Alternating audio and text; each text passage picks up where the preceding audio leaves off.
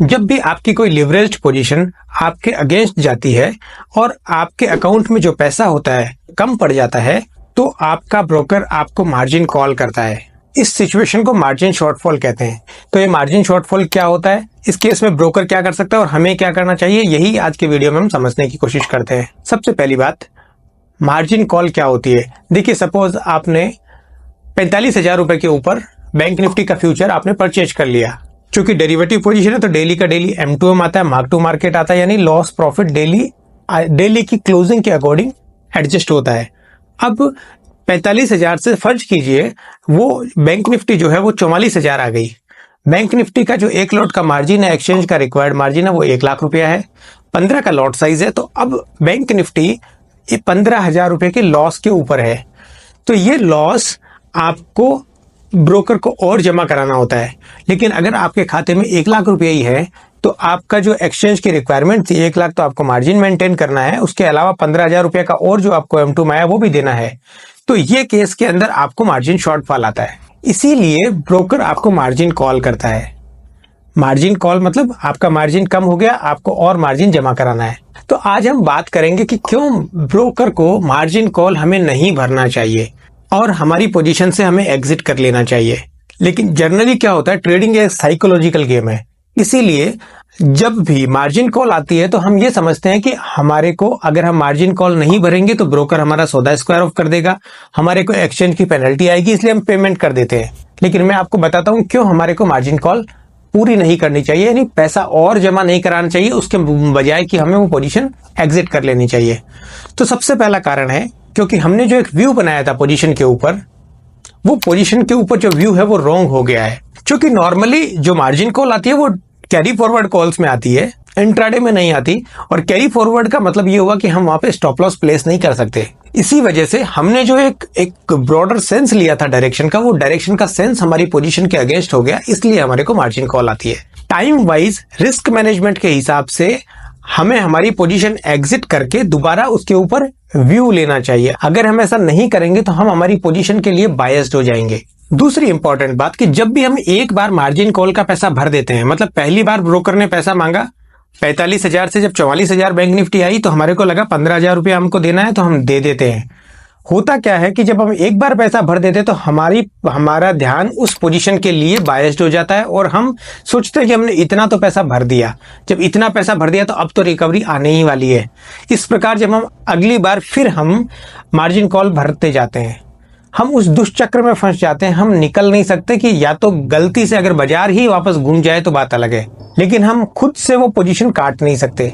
हमारी वो पोजीशन कब कटती है, जब हमारे पास पूरा पैसा खत्म हो जाता है। जब हम 1, 2 बार 3 बार मार्जिन कॉल भर देते तो हमारे हाथ में इतनी विल पावर खत्म हो जाती है कि हम वो पोजीशन से एग्जिट हो सके। और जनरली ट्रेडर्स के नुकसान का कारण यही होता है कि वो अपनी पोजीशन से एग्जिट नहीं हो पाते, टाइम रहते। फिर ब्रोकर एग्जिट करता है जब आपके पास रियल में पैसे खत्म हो जाते हैं, आपने उधार भी ले लिया होता है किसी से और आप कुछ भी पेमेंट नहीं कर सकते। तो इसलिए फर्स्ट कॉल ही पूरी नहीं करनी है। फर्स्ट टाइम जब मार्जिन कॉल आती है उसी को ओबे नहीं करना, उसी को उस time he position square of कर देनी है। हम दोबारा बनाएंगे, दोबारा सोचेंगे। तीसरी बात ये होती है कि जब भी हम एक गलत पोजीशन में फंस जाते हैं तो हमारा ध्यान दूसरी पोजीशन बनाने के ऊपर आता ही नहीं है। हम फ्रेश पोजीशन के ऊपर ध्यान ही नहीं दे पाते क्योंकि हम डायरेक्शन के प्रति बायस्ड हो जाते हैं। अगर हमने ऑलरेडी पीछे वाली पोजीशन बाई कर रखी है तो हम दूसरी पोजीशन सेल की बना ही नहीं सकते, बशर्ते भले ही हमें चार्ट में कुछ भी दिख रहा हो। और ये मेरी बात से वो लोग सब रिलेट कर पाएंगे जो भी एक्चुअल में ट्रेडिंग करते हैं और ट्रेडिंग में उन्होंने इस तरीके की गलतियां की हैं। मैं भी वही सब गलतियां करके ही आपसे बात कर रहा हूं। आज भी हम करते हैं वो गलतियां, ऐसा नहीं कि हम गलती से बाहर आ गए, लेकिन फिर भी हम उन गलतियों को मिनिमाइज करने की कोशिश करेंगे। हमारे रूल्स को हम रखेंगे, लिख के रखेंगे हमारी आंखों के सामने, बार बार वही चीज, सेम चीज की प्रैक्टिस करेंगे, छोटी क्वांटिटी में करेंगे तो हम ये चीज अंदर तक सबकॉन्शियस माइंड में उतार सकते हैं।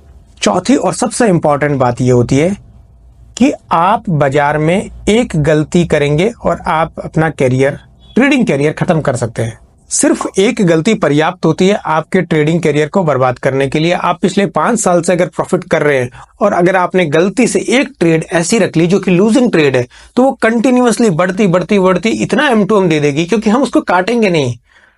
एक्चुअली हमारी आदत क्या होती है, हम लॉस वाली ट्रेड को गलती से पहले काटते हैं। जब भी मार्जिन कॉल आएगा ना हमारे को, हम क्या करेंगे, हम बोलेंगे कि देखो हमारी 2-3 पोजीशन है ना, बेसिकली सबसे पहले वो ट्रेड काटते हैं जो प्रॉफिट में है। एक्चुअली हमको प्रॉफिट के ट्रेड को रन करना चाहिए, हम लॉस के ट्रेड को रन करते हैं। इसीलिए ये बात ध्यान में रखनी चाहिए कि आप पिछले 5 साल से प्रॉफिटेबल हैं, आपने रिस्क मैनेजमेंट के सारे इंतजामात किए हैं। अगर आपका पहली बार 5 साल में पहली बार अगर ब्रोकर ने मार्जिन कॉल किया, इसका मतलब है कि आपका जो रिस्क मैनेजमेंट था वो फेल हो गया। और फेल होना कोई बुरी बात नहीं है, फेल होने के बाद में हमें दूसरे जो कंटीजेंसी मेजर हैं वो हमें लागू करने होते हैं। इसीलिए तो बोलते हैं जब भी कभी कोई इमरजेंसी आ गई तो इमरजेंसी के टाइम हमारे को कैसे रिस्पॉन्ड करना है, कैसे उस सिचुएशन में कैसे रिस्पॉन्ड करना है, कैसे रिएक्ट करना है, दैट इज इंपॉर्टेंट। इमरजेंसी आ सकती है, वो हमारे हाथ में नहीं है, बाजार हमारे हाथ में नहीं है, लेकिन हमको रिस्पॉन्ड करना हमारे हाथ में है। हम कैसे रिस्पॉन्ड करेंगे? अगर कुछ आपकी पोजीशन बाई में है, कुछ सेल में है, ऐसा कुछ करके आपने पोर्टफोलियो को हेज कर रखा है तो आपको मार्जिन कॉल आएगा ही नहीं। लेकिन अगर मार्जिन कॉल आ गया तो उसको ओबे नहीं करना है। ये मेरा आज का लर्निंग है। उम्मीद करता हूं ये वीडियो जो भी लोग ट्रेडिंग करते हैं उनको वो रिलेट कर पाएंगे। और अगर ये जानकारी आपको अच्छी लगती है तो वीडियो को लाइक कीजिए, और अगर आपका कोई सवाल है तो हमें कमेंट में लिख के बताइए, हम उसकी जवाब देने की पूरी कोशिश करेंगे। और अगर आप चैनल पर पहली बार आए हैं तो चैनल को भी सब्सक्राइब कीजिए। Thank you.